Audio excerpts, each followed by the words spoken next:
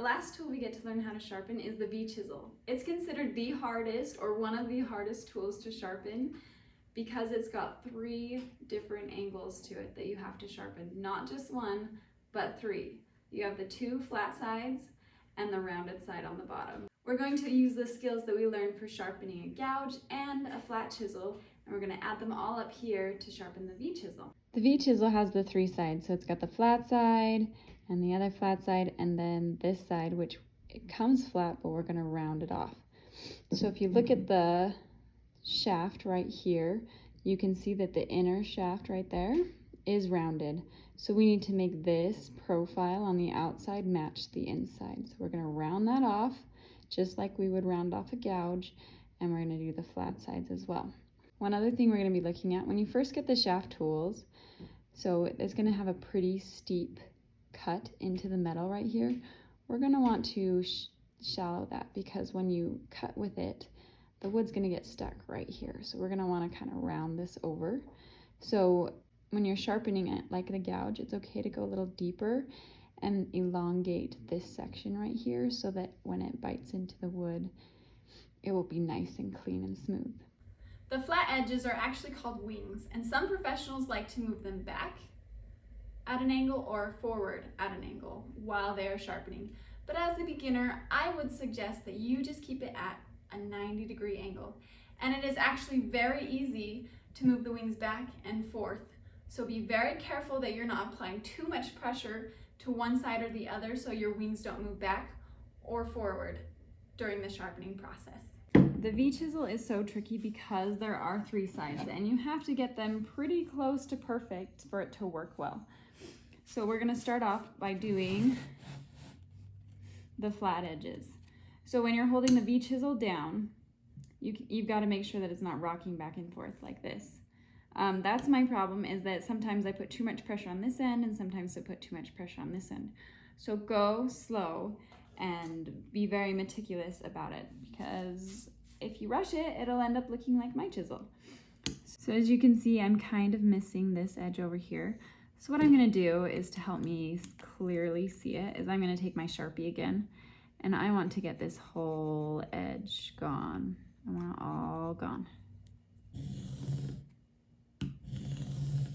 Once you've got one side that's flat, now you're going to move on to the other side.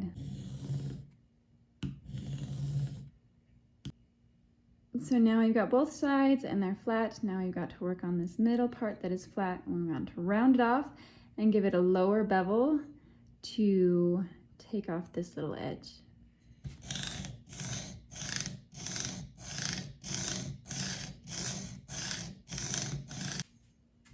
You might find it a little hard to create this bevel a little deeper.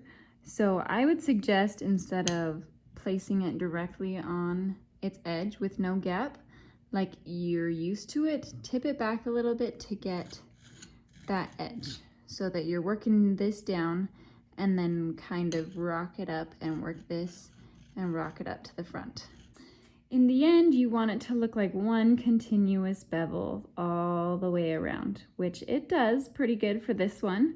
It is very tricky, and it took me over a year to learn how to sharpen and to be confident sharpening the V-chisel, because it is tricky.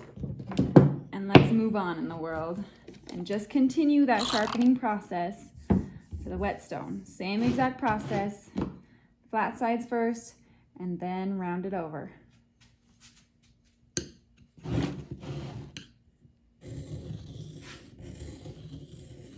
How do you get that burr on the inside off?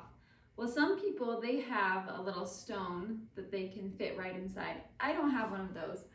I have this kind of slip stone, but it's not a stone, it's just wood that I put sharpening compound on. You can buy a slip stone for pretty cheap.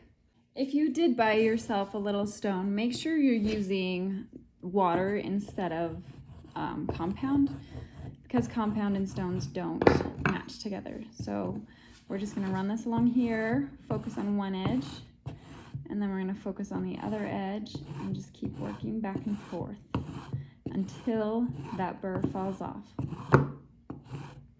Then we'll flip back to the other side, work it a little bit.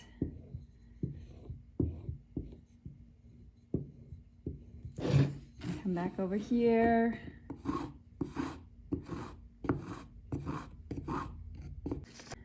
The best way to test if you've got a sharp enough tool is to take a piece of scrap wood and to take your tool and go cross grain. We're gonna check out the V-chisel right now. So,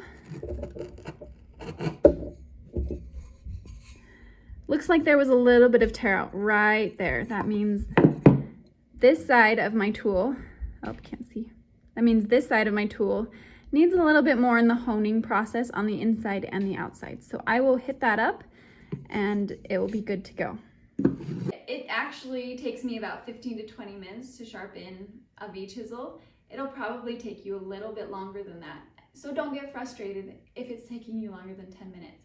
All of these tools, when you start sharpening them, are gonna take you a little bit longer, but the upkeep of those tools, it's not gonna take you as long. So put in the effort now so that later you don't have to put in as much effort and it'll go very smoothly.